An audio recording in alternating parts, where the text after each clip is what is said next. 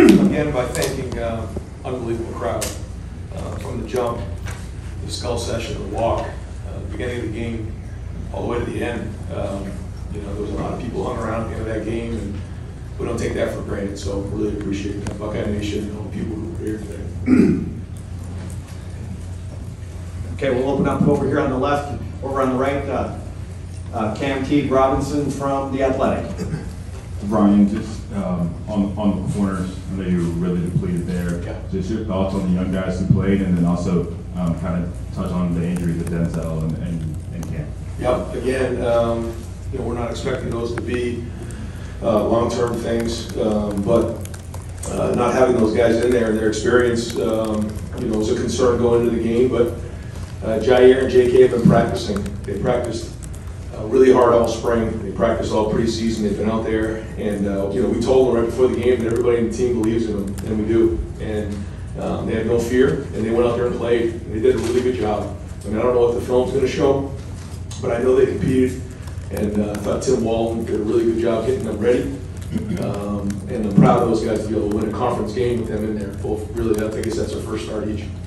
Over to the left, Lori Schmidt, Columbus Dispatch. Coach, what's the key to getting two running backs going the way you have them going tonight?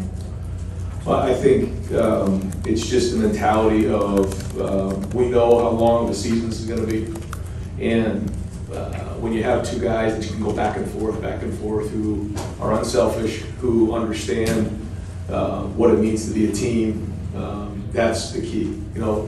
If it starts to become like, what are my carries, what are my touchdowns, what are my runs, then it doesn't work. But Travion and Maya both have been excellent. Travion's energy before the game was off the chart. You could just feel it. I mean, I felt it in warm-ups, I felt it in the locker room, I felt it coming out of the locker room.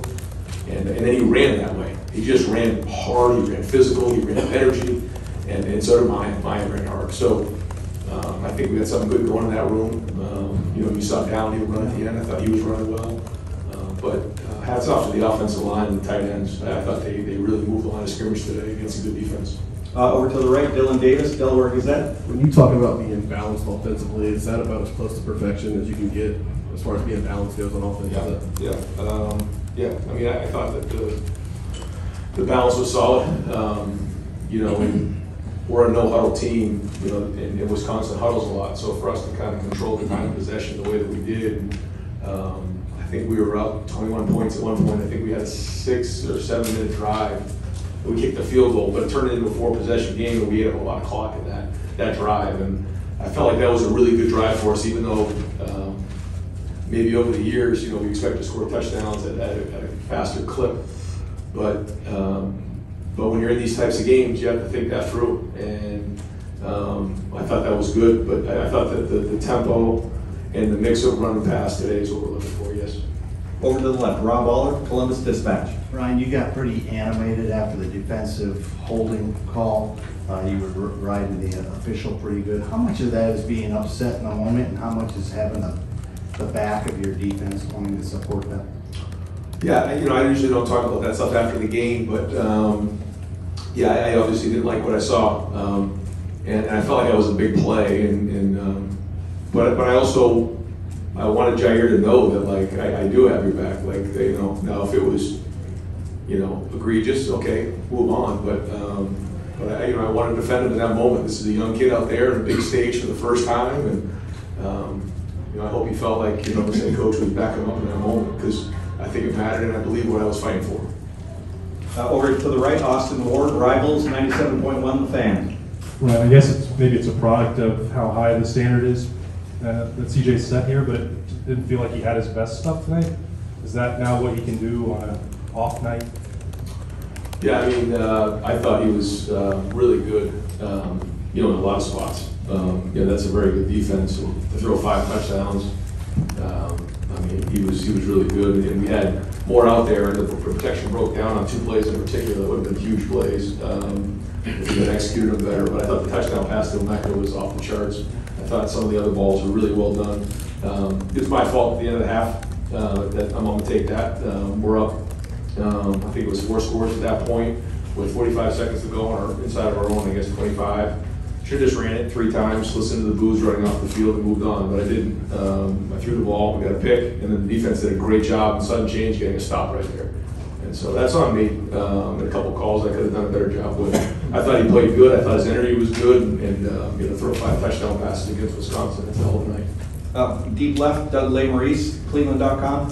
Ryan, you guys came out the first drive, hit 3 chunk plays in the pass game. It seemed like you had them spread out, and then ran it after that. It felt like you were able to make them defend sideline to sideline, and then find running gaps. Just beyond the balance, the way you guys did it. What do you think of it? That's what we're looking for, what you just said, and that's easier said than done, that you want to be able to do that, and when they feel like maybe you're throwing it, then you start running it. When they feel like maybe you're running it, you spread them out a little bit, and you try to get that going, and some nights it works, and you get into a rhythm, some nights it doesn't.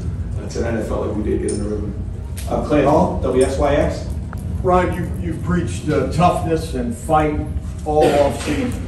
To handle 2 physical teams like Notre Dame and Wisconsin, to remove all doubt in the first quarter, push them around, dictate the tempo. Do you think you've buried that? I think you want to call that? I think we've shown what we can do. Now, whether we do it every week, now it's on us. But I think you can see what this team's made of. I think we've shown that in the first 4 games of what we can do, what we're capable of. The big challenge we all know in college football is you have to bring it every week, and that's the competitive standard we've been talking about. Every single week you got to bring it. So as good as this feels, and as much as we want to celebrate this, we can't spend too much time patting ourselves on the back after this thing, which is hard because it's one heck of a win for us. I mean, to play like we did tonight, that was a lot of work, and I'm very, very proud of our team. I'm proud of our players. Proud of the way the defense came in, some of the way the guys stepped up. There's a lot of good to go around in this game. But the tough thing is, you don't have too much time to talk about that. You got to be on to the next team, and but we'll try to enjoy this the best we can tonight and a little bit tomorrow.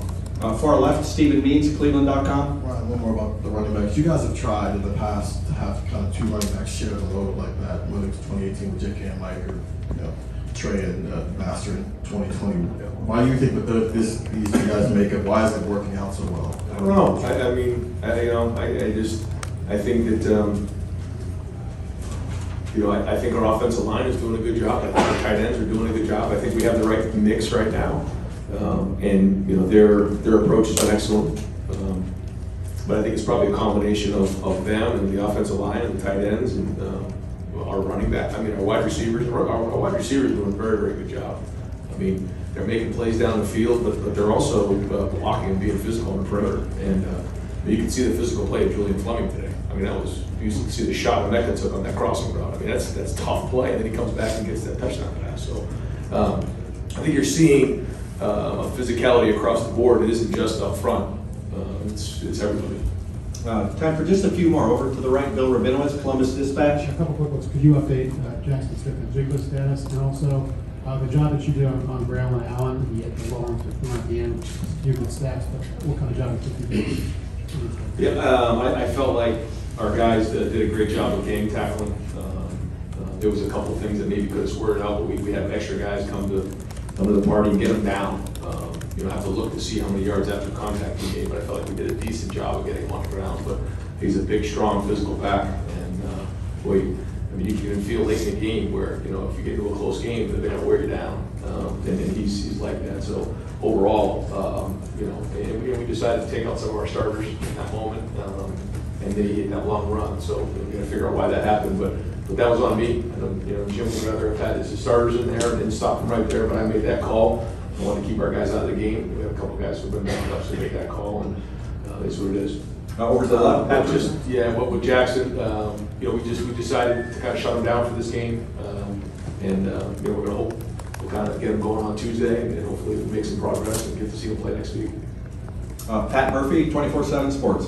Ryan, we saw what Travion could do last year, but when did you know Mayan could be that complementary, that number 2 back, however you want to call it, to Travion, that you could have 2 guys? I mean, last year we've seen it, but in the preseason is when I really started to see just an acceleration of his skill level, his practice habits, and his toughness.